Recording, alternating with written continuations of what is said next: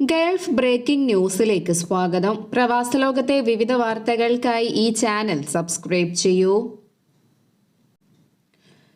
Indian പ്രധാനമന്ത്രി നരേന്ദ്രമോദി ശനി, ഞായർ ദിവസങ്ങളിൽ കുവൈറ്റിലെത്തുന്നു. ഔദ്യോഗിക സന്ദർശനത്തിനെത്തുന്ന മോദി കുവൈറ്റ് അമീർ ഷെയ്ഖ് മിഷ്അൽ അൽ അഹമ്മദ് അൽ ജാബർ ഉൾപ്പെടെയുള്ള കുവൈറ്റ് ഭരണ നേതൃത്വവുമായി ചർച്ച നടത്തും. ശനിയാഴ്ച എത്തുന്ന പ്രധാനമന്ത്രി അന്ന് തന്നെ സബാ അൽ സാലമിലുള്ള ഷെയ്ഖ് സാദ് അൽ Abdullah Al Salem Al Sabah indoor sports ഹാളിൽ വെച്ച് ഇന്ത്യൻ സമൂഹത്തെ അഭിസംബോധന ചെയ്യും. പ്രധാനമന്ത്രിയുടെ സന്ദർശനം സംബന്ധിച്ച് വിദേശകാര്യ മന്ത്രാലയം ഔദ്യോഗികമായി ഇതുവരെ അറിയിച്ചിട്ടില്ല. എന്നാൽ കുവൈത്തിലെ എംബസിയുടെ നേതൃത്വത്തിൽ വിപുലമായ ഒരുക്കങ്ങളാണ് നടന്നുവരുന്നത്. പൊതുസമ്മേളനത്തിലേക്ക് ആളുകളെ ക്ഷണിക്കുന്നതിന് കഴിഞ്ഞ ദിവസം ഗൂഗിൾ ഫോം നൽകിയിരുന്നു. കമ്മ്യൂണിറ്റി ഇവന്റ് രജിസ്ട്രേഷൻ ഫോമിൽ പേര്, സിവിൽ ID, പാസ്പോർട്ട്, ഫോൺ നമ്പറുകൾ സഹിതം മേടിച്ചിട്ടുണ്ട്. അതുപോലെ തന്നെ അസോസിയേഷൻ ഭാരവാഹികളെ ബന്ധപ്പെട്ട് അവരുടെ അംഗങ്ങളുടെ ലിസ്റ്റും പൊതുപരിപാടിയിലേക്ക് കളക്ട് ചെയ്യുന്നുണ്ട്.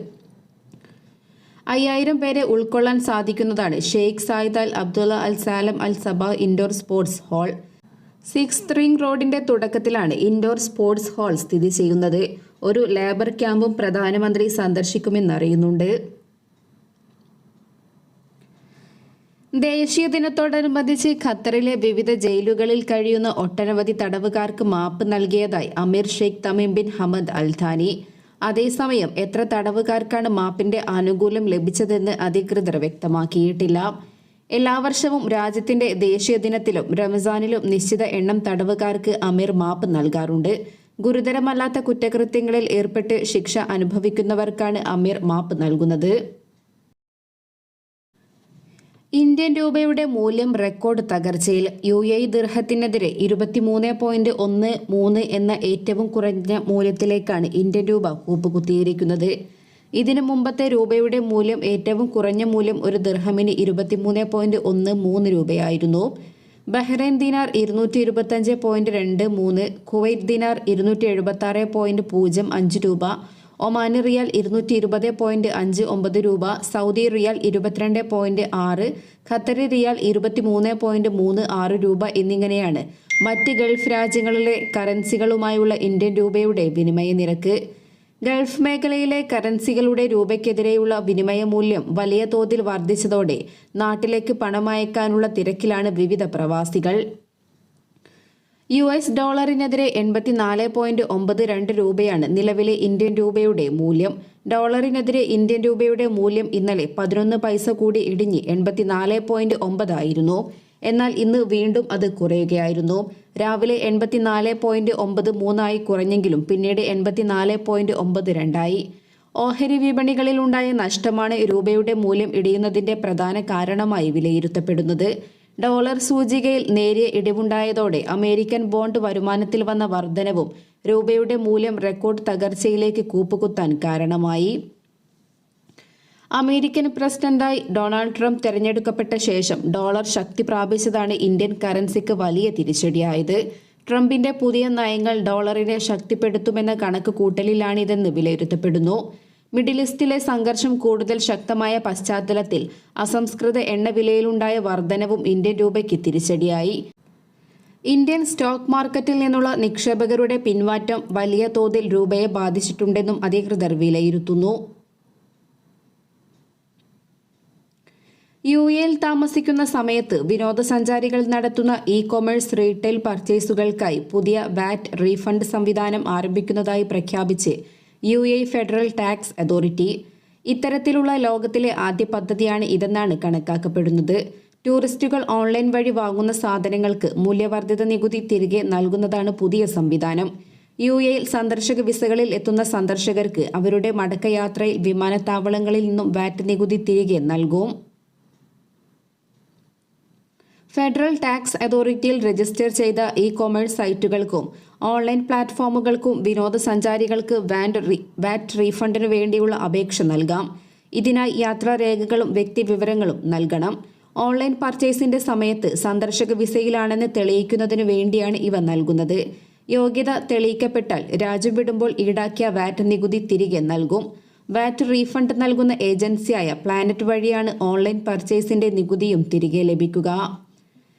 ടൂറിസ്റ്റുകൾക്കായി 2 വർഷം മുമ്പ് അതോറിറ്റി ഒരു പൂർണ്ണ ഡിജിറ്റൽ വാറ്റ് റീഫണ്ട് സംവിധാനം ആരംഭിച്ചിരുന്നു. കഴിഞ്ഞ വർഷങ്ങളിൽ ഈ രംഗത്ത് കൈവരിച്ച നേട്ടങ്ങളെ അടിസ്ഥാനമാക്കിയാണ് ഓൺലൈൻ പർച്ചേസിലും വാറ്റ് റീഫണ്ട് സംവിധാനം നടപ്പിലാക്കുന്നത്. ഈ സംവിധാനം പൂർണ്ണമായും കടലാസ് രഹിതവും തുടർച്ചയായി അപ്ഡേറ്റ് ചെയ്യപ്പെടുന്നതുമാണെന്നും അധികൃതർ വ്യക്തമാക്കി. വിനോദസഞ്ചാരികൾക്ക് അവരുടെ പാസ്പോർട്ടുകൾ എളുപ്പത്തിൽ സ്കാൻ ചെയ്യാനും വാങ്ങൽ ഇടപാടുകൾ പൂർത്തിയാക്കാനും ഡിജിറ്റൽ ഇൻവോയ്സുകളുടെ രൂപത്തിൽ അവ സ്വയമേ പങ്കിടാനും അനുവദിക്കുന്ന ഡിജിറ്റൽ പ്ലാറ്റ്ഫോം പദ്ധതി വാഗ്ദാനം ചെയ്യുന്നു.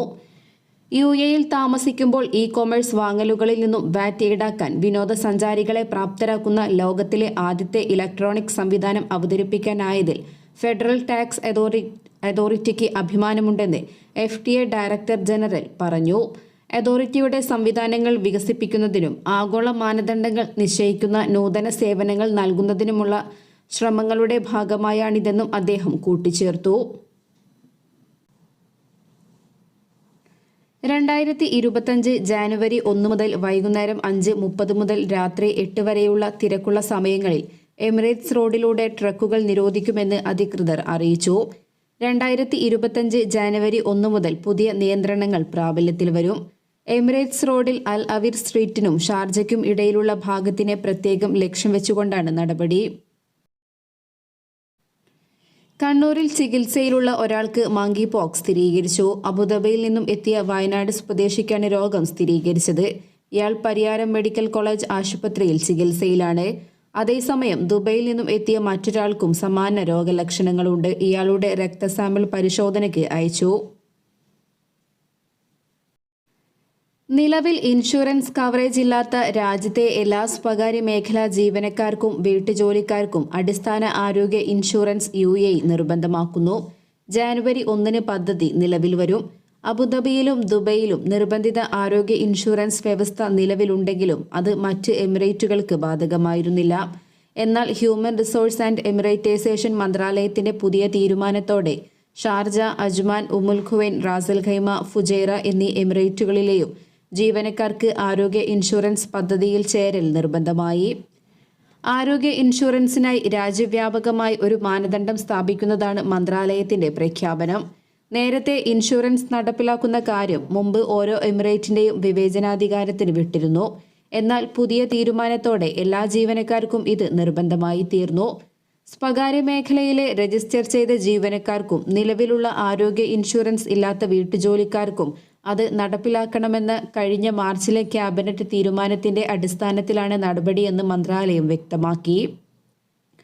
Federal authority four identity, citizenship, customs, port security, ആരോഗ്യ പ്രതിരോധ മന്ത്രാലയം എന്നിവയുടെ പങ്കാളിത്തത്തോടെയും നിരവധി ഇൻഷുറൻസ് കമ്പനികളുമായി സഹകരിച്ചുമാണ് ഹ്യൂമൻ റിസോഴ്സ് ആൻഡ് എമിറേറ്റൈസേഷൻ മന്ത്രാലയം ഈ പദ്ധതി നടപ്പിലാക്കുക.